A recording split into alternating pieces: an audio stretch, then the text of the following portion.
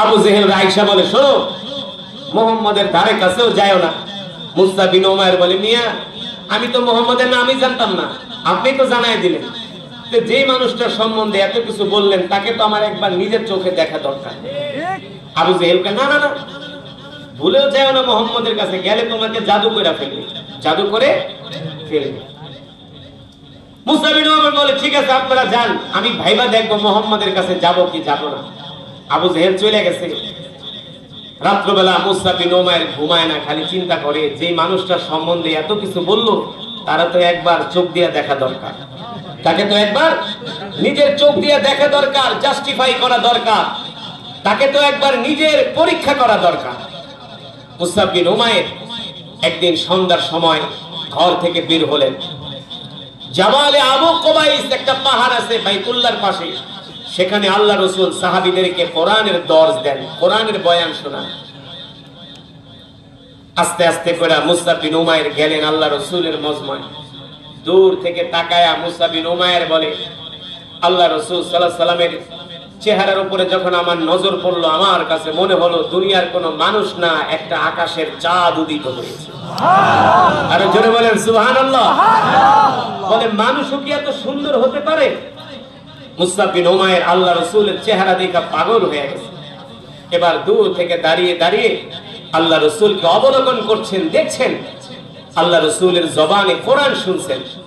মুসআব বিন উমাইর বলে, আবু জেহেলরা বলল সে নাকি কবি, কিন্তু আসলে তার কবিতা শুনে তো মনে হয় না এগুলো কোন মানুষের কাব্য হতে পারে, মানব রচিত কোন কবিতা হতে পারে। আমার কাছে মনে হলো এটা ঐশী বাণী, ঐশী। আবার আবু জেহেল বলল, এই লোকটা নাকি পাগল, তো পাগলের চেহারা তো এত সুন্দর না, এই লোক তো স্মার্ট, কারণ এই পৃথিবীর সবচেয়ে স্মার্ট সুদর্শন পুরুষ ছিলেন আমার নবী। এখনকার যুবকরা মেসি, রোনাল্ডো, ফোনাল্ডোরে নকল করে, ওদেরকে আইডল মনে করে। দেখা, আমার নবী হলেন পৃথিবীর সবচেয়ে স্মার্ট, সবচেয়ে আধুনিক সুপুরুষ, ঠিক কিনা বলেন? যদি কোন পুরুষকে নকল করতে হয়, আইডল মানতে হয়, তাহলে তোমরা রাসূলকে আইডল মানো, সুন্নাত ফলো করো, তার সুন্নাত অনুসরণ করো। এটা করবা না, করবা মেসি, যে হারামজাদার জন্মের কোনো ঠিক নাই, বিয়ার কোনো ঠিক নাই, বিয়া ছাড়া বউ লইয়া সংসার করে, কয়েকটা জন্ম দিছে, সেগুলোর জন্য আমার দেশের যুবকরা পাগল। আপনাদের এগুলো প্রায় আছে, মেসি ভক্ত আছে। মেসি হলো একটা ইহুদি, মেসি হলো একটা ইহুদি। এই ইহুদির বাচ্চারা আর্জেন্টিনায়, হারামজাদারা ইসরায়েলের সাপোর্টার। কার সাপোর্টার? ইসরায়েলের সাপোর্টার। কোন মেসিকে, রোনাল্ডোকে কোন মুসলমান কখনো সমর্থন করতে পারে না, হারাম, ঠিক কিনা বলেন? তাও মেসির চেয়ে রোনাল্ডো ভালো, কারণ ওই ইসরায়েলকে পছন্দ করেন। যারা ইসরায়েলকে পছন্দ করেন আমরা তাদেরকে ভালোবাসি, অমুসলিম হইল তাদেরকে আমরা পছন্দ করি, ঠিক কিনা বলেন? যেটা বলছিলাম, মুসআব বিন উমাইর বলেন, পাগলের চেহারা এত সুন্দর হতে পারে না, পাগলের গায়ের জামা কাপড় এত পরিচ্ছন্ন হতে পারে না, পাগল এত স্মার্ট, এত সুদর্শন হতে পারে না। প্রথম দিন কোরআন শুনে চলে গেছে মুসআব বিন উমাইর, আবার দ্বিতীয় দিন আসছে আল্লাহ রাসূলের জবানে কোরআন শোনার জন্য। দ্বিতীয় দিনও আল্লাহ রাসূলের জবানে কোরআন শুনলেন। রাত্রেবেলা ঘুমাতে পারলেন না, চিন্তা করতেছেন এত সুন্দর কইরা ঐশী বাণী কিভাবে এই লোকটার জবান দিয়া বের হয়। আবার তৃতীয় দিন আল্লাহ রাসূলের জবানে কোরআন শোনার জন্য আসছেন। তৃতীয় দিন যখন আসছেন, আল্লাহ রাসূল দেখেন প্রতিদিন একটা যুবক তার কোরআনের মজমায় আসে, কোরআনের বয়ান শুনে। হঠাৎ করে আল্লাহ রাসূলের নজর চলে গেল ওই যুবকের দিকে। আল্লাহ রাসূল ডাক দিলেন, তাআলা ইয়া শাবাব, এই যুবক এদিকে আসো, কি তোমার নাম, কি তোমার পরিচয়? বলে, আনা মুসআব বিন উমাইর। তুমি যদি মুসআব বিন উমাইর হও, তোমার বাবাকে আমি চিনি। তোমার বাবা হলো মক্কার একজন সম্ভ্রান্ত পরিবারের সন্তান, তোমার বাবা হলো মক্কার একজন ধনাঢ্য ব্যবসায়ী, কিন্তু তোমার বাবা তো মূর্তি পূজক। মানে বাবা মূর্তি পূজক মানে ছেলেও তো মূর্তি পূজক, তাহলে তুমি আমার মজমায় কেন আসো? মুসআব বিন উমাইর বলে, শোনেন, আমি আপনার নামও জানতাম না, আপনার পরিচয়ও জানতাম না, তাহলে কিভাবে জানলা? বলে, 3 দিন আগে আমার বাড়িতে আবু জেহেল গেছিল, শুধু আবু জেহেল না, মক্কার যত বড় বড় হারামজাদাগুলা, Walid ibn Mughira, Utba ibn Rabia, Abu Lahab, Allah রাসূলের সবগুলা দুশমন গেছে মুসআব বিন উমাইরের বাড়িতে, যা বলছে মুসআব শোনো, কখনো ভুলেও মুহাম্মাদের কাছে যাইবা না। মুহাম্মদ হলো একটা জাদুকর, মুহাম্মদ হলো একটা কবি, মুহাম্মদ বানায়া বানায়া কবিতা বলে, কোরআন বইলা চালায়া দেয়। এই কথা যখন বললেন, আল্লাহ রাসূল মুসআব বিন উমাইরকে ডাক দিয়া বললেন, যুবক, আমার সম্বন্ধে মক্কার কাফেররা যা বলছে তোমার কি বিশ্বাস হয়েছে? মুসআব বিন উমাইর ডাক দিয়া বলে, আল্লাহি রাব্বিল কাবা, রবের কাবার কসম খায়া বলি, আমি আপনার জবানে যে কোরআন শুনছি, এই কোরআন শুনে আমি ঘোষণা দিলাম, এটা পৃথিবীর কোনো কবির কাব্য হতে পারে না, কোন মানুষ কখনো এত সুন্দর করে কবিতা বলতে পারে না। আপনি যেটা আমাদেরকে শোনাইলেন, আমি 3 দিন পর্যন্ত দাঁড়ায় দাঁড়ায় শুনেছি, এটা নিশ্চয়ই কোনো ঐশী বাণী, আল্লাহর কোরআন। আপনি কবি না, আপনি কবি না, জাদুকর না, আপনি হলেন নবী, আপনি হলেন। আল্লাহ রাসূল বলতেছে, যুবক, তোমার কাছে কি কোরআন ভালো লাগছে? বলে, শুধু কোরআন ভালো লাগে নাই, হৃদয়ে টাচ করেছি, যাকে বলা হয় হার্ট টাচ, যাকে বলা হয়। আমি গত 5-4 বছর আগে আপনাদের সিরাজগঞ্জ শহরে একটা মাহফিলে আসছিলাম, সিরাজগঞ্জ শহরে, আর ওইদিকে বগুড়ার ধনুটের রোডে সম্ভবত কিছু ইউনিভার্সিটির ছাত্ররা এসে বলে, হুজুর, আমরা আপনার অনেক বড় ভক্ত, আপনার ফ্যান, আমি ঢাকা ইউনিভার্সিটিতে পড়াশোনা করি, হুজুর, আমি আগে গান শুনতাম, গান, হঠাৎ করে দেখি একদিন আপনার একটা তেলাওয়াত আমার মোবাইলে ভেসে উঠছে স্ক্রিনে, আমি ক্লিক করলাম, আপনার তেলাওয়াত আমি শুনতে লাগলাম। বলে, এই যে শোনা শুরু করছি, আগে আমি আমার ক্লাসের অঙ্ক করতাম, গান ছেড়ে দিয়ে গান শুনতাম আর অঙ্ক করতাম, গান শুনতাম আর অঙ্ক করতাম। এখন হুজুর কোরআন তেলাওয়াত শুনি আর অঙ্ক করি, রাত্রেবেলা ঘুমাইতে যায় কোরআন শুনি, ঘুম থেকে উঠেও কোরআন। বলে, হুজুর, আমি একা না, এই যে আমার 5 জন ফ্রেন্ড, আমরা একসাথে থাকি, এক হোস্টেলে থাকি, একসাথে আমরা 5 জনই আপনার ভক্ত। তো ওদের মাহফিল আমাকে দাওয়াত দিয়ে আনছে, তা আমাকে বলে, হুজুর, একটু কোরআন তেলাওয়াত করে শোনান। আমি তো শুনাইতে পারি, শর্ত আছে। কি শর্ত?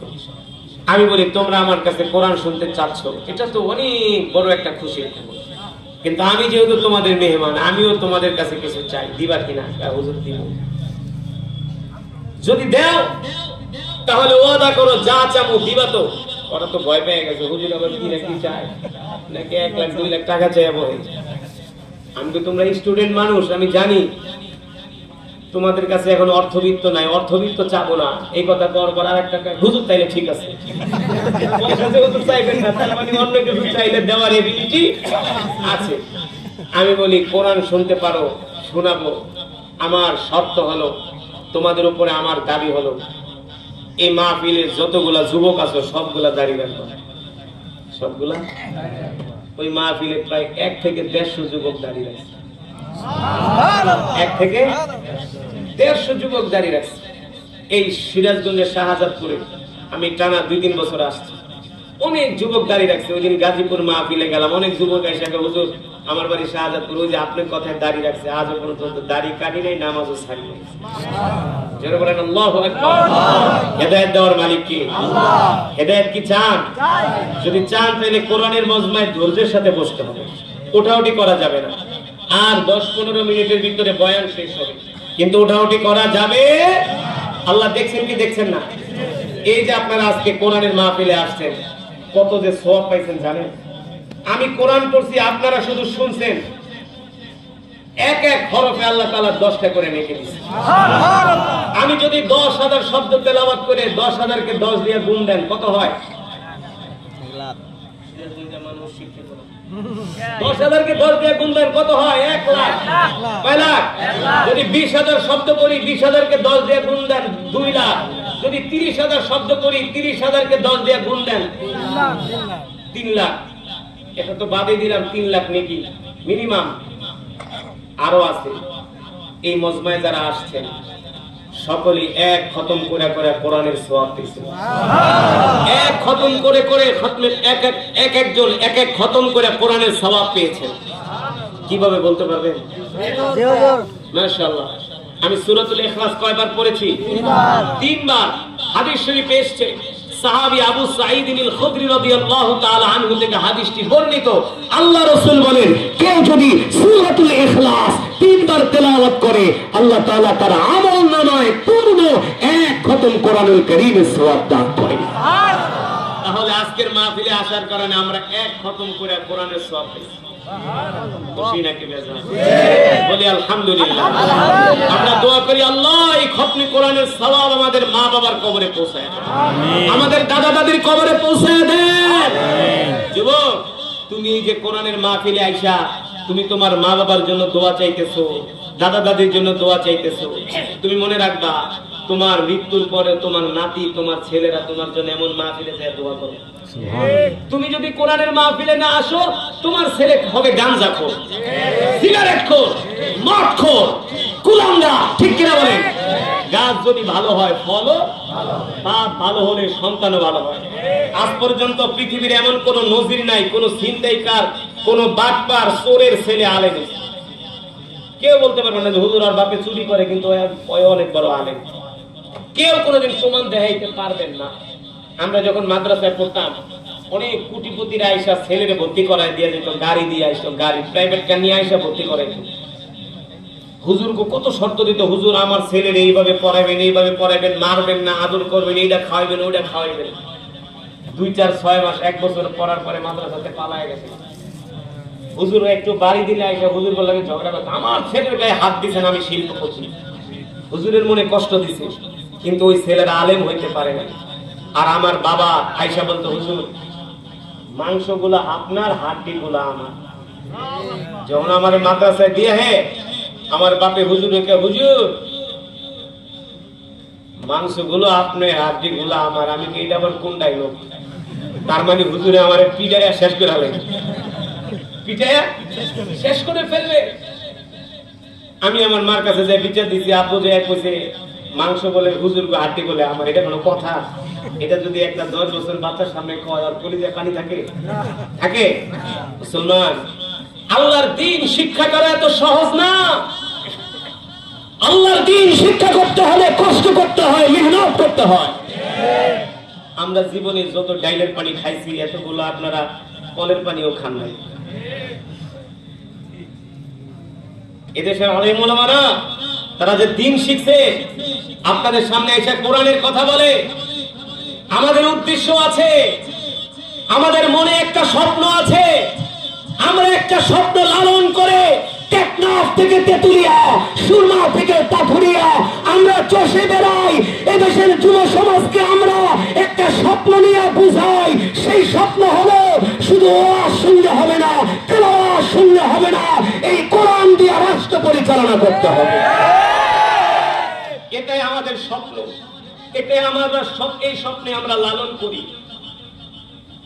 আমরা শুধু ওয়াজ করতে আসি এত কষ্ট করে, জীবনের রিস্ক নিয়ে। এই দেশের যুবকদেরকে এই কথা বোঝানোর জন্য যে যুবক কুল্লুকুম রাঈন ওয়া কুল্লুকুম মাসউলুন আন রাইয়াতিহি, আল্লাহ রাসূল বলছে প্রত্যেকটা যুবককে আল্লাহ তাআলা দুনিয়াতে দায়িত্ব দিয়া পাঠিয়েছে। কি দিয়া? তুমি কি মনে করছো ব্যবসা করে টাকা কামাইবা, আমেরিকা যায় টাকা কামাইবা, ডাক্তার, ইঞ্জিনিয়ার, ব্যারিস্টার হবা, আর মাল কামাইবা, বিয়া করবা, ফুর্তি করবা, খাইবা, মইরা যাইবা? এই কারণে আল্লাহ তোমার সৃষ্টি করছে? প্রশ্নই আসে না। আল্লাহ তাআলা এই কারণে সৃষ্টি করে নাই। আল্লাহ রাসূল বলছেন প্রত্যেকটা যুবকের কাঁধে আল্লাহ তাআলা দায়িত্ব দিয়ে পাঠিয়েছে। সেই দায়িত্ব কি? গাঁজা খাওয়া, গাঁজা খাওয়া, সিগারেট খাওয়া, জুয়া খেলা, ফুটবল খেলা না। সেই দায়িত্ব হলো আল্লাহ তাআলা হাসরের ময়দানে ধরবে। তোকে আমি যৌবন বয়স দিয়েছিলাম, শক্তি দিয়েছিলাম, সামর্থ্য দিয়েছিলাম, তুই আমার জমিনে আমার কোরআনের রাজ কায়েম করার জন্য কতটা চেষ্টা করছিস, কতটা মেহনত করছিস, কতটুকু সময় দিছিস? ঠিক কিনা বলেন? আমরা কি জবাব দিব আল্লাহর কাছে? এই কারণে যুবক, আমাদেরকে ইসলামের উপরে, দ্বীনের উপরে অটল অবিচল থাকতে হবে। ঠিক কিনা বলেন? আল্লাহ আমাদের কবুল করুন, বলি আমিন। ওই যে সাহাবীর কথা বলছিলাম, মনে আছে নাকি? নাম কি? সাহাবীর নাম কি? মুসআব বিন উমাইর রাদিয়াল্লাহু তাআলা আনহু। আল্লাহর নবী বিশ্ব নবী রাহমাতুল লিল আলামিন বলে, যুবক তোমার কাছে কি কোরআন তেলাওয়াত ভালো লেগেছে? মুসআব বিন উমাইর বলে, শুধু ভালো লাগে নাই, আমার হাত টাচ করেছে, হৃদয়ে কোরআনের তেলাওয়াত গেঁথে গিয়েছে। আল্লাহু আকবার। আল্লাহ নবী বলে, যুবক রে, যদি তোমার কাছে কোরআনের তেলাওয়াত ভালো লেগে থাকে, তাহলে আমি নবী তোমাকে একটা প্রস্তাব দিব। কি দিব? তুমি কি আমার প্রস্তাব রাখবা? মুসআব বিন উমাইর বলে, আল্লাহর নবী, আপনার প্রস্তাব রাখতে যে আপনি আমাকে মক্কার একজন সাহসী যুবকের কাতারে পাবেন, আপনি শুধু প্রস্তাব দেন। আল্লাহ রাসূল বলল, যুবক যদি তোমার কাছে আল্লাহর কোরআন ভালো লেগে থাকে, তাহলে আর দেরি করবা না, এখনই তুমি তোমার বাপ দাদার ধর্ম ত্যাগ কইরা, বাপ দাদার ধর্ম বাদ দিয়া এই মুহূর্তে আমার হাতে হাত রেখে কালেমা পড়ে মুসলমান হয়ে যাবে। সুবহানাল্লাহ বলবেন। কথাটা যত সহজে বলছি, বিষয়টা তত সহজ না। মা বাবা বাপ দাদা 14 গোষ্ঠীর ধর্ম, নিজের ধর্ম ত্যাগ করে আল্লাহ রাসূলের হাতে হাত রেখা আল্লাহ নবী বলে, যুবক এখনই কালেমা পড়ে মুসলমান হয়ে যাবা। মুসআব বিন উমাইর আল্লাহর নবীর দিকে হাত বাড়ায় দিলেন আর বললেন, ওগো আল্লাহর নবী, আর দেরি করবেন না, আপনি এখনই আমাকে কালেমা পড়ায় মুসলমান বানায় দেন। আল্লাহর নবী মুসআব বিন উমাইরকে বললেন, মুসআব পড়ো লা ইলাহা ইল্লাল্লাহু মুহাম্মাদুর রাসূলুল্লাহ সাল্লাল্লাহু আলাইহি ওয়াসাল্লাম। মুসআব বিন উমাইরকে আল্লাহ রাসূল কালেমা পড়ায় মুসলমান বানায়। এবার মুসআব বিন উমাইর বলে, আল্লাহর নবী, আমি কি একাই মুসলমান হব? এটা হতে পারে না, আপনি আমাকে দোয়া করে দেন, আমি আমার গোত্রের মানুষকে যায় এই কালেমার দাওয়াত। সাহাবীরা বলে, মুসআব একটু ঠান্ডা হও, আস্তে আস্তে। কেন আস্তে? কেন? মক্কার কাফেররা যদি মিথ্যা ধর্ম প্রচার করতে পারে, আমি কেন সত্য ধর্ম প্রচার করতে পারব? আল্লাহ রাসূল, আপনি আমাকে দোয়া করে দেন। এই কারণে এই সমাজের মধ্যে কিছু যুবক আছে যারা আমাদেরকে কলিজা দিয়া ভালোবাসে। এক শ্রেণীর মানুষ আমাদেরকে দেখতে পারে না, কিন্তু কিছু যুবক আছে আয়েশা বলে, হুজুর আপনাদেরকে অনেক ভালোবাসি। গত 16 বছর বহুত জ্বালান জ্বালাইছে, বহুত জ্বালান জ্বালাইছে। অনেক মাহফিলে আয়েশা মাহফিল বন্ধ করে দিচ্ছে, পুলিশে আয়েশা প্যান্ডেল ভেঙে দিচ্ছে, মনে হয় ওর বাপ দাদার কেলা চলে যায়। বললে এখন মাহফিল বন্ধ করতে হয়, একদম হাতটি ছুটাও ফেলবো। ঠিক কি না বলেন? ওনাদের থেকে অনুমতি না নিলে মাহফিল হইতে দিব না। ঠিক, মনে হয় ওর বাপ দাদার কেলা সম্পত্তি। ওসি ডিসি রে বাবারে তেল মারতে মারতে সে সার একটা মাহফিলের অনুমতি দেন, একটা মাহফিলের অনুমতি দেন। গতকালকে আমার প্রোগ্রাম ছিল সাভারে, ব্যাংক টাউনে, সাভারে, ঢাকা সাভার। গণভবন মসজিদে গেছি নামাজ পড়তে।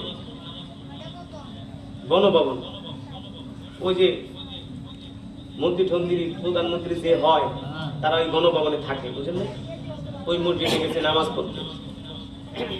মসজিদের একজন সদস্য স্টাফ বলল, হুজুর আগে যে ইমাম ছিল সেই ইমাম শুধু মাওলানা মাহফুজুল হকের একটা সালাম দিছে।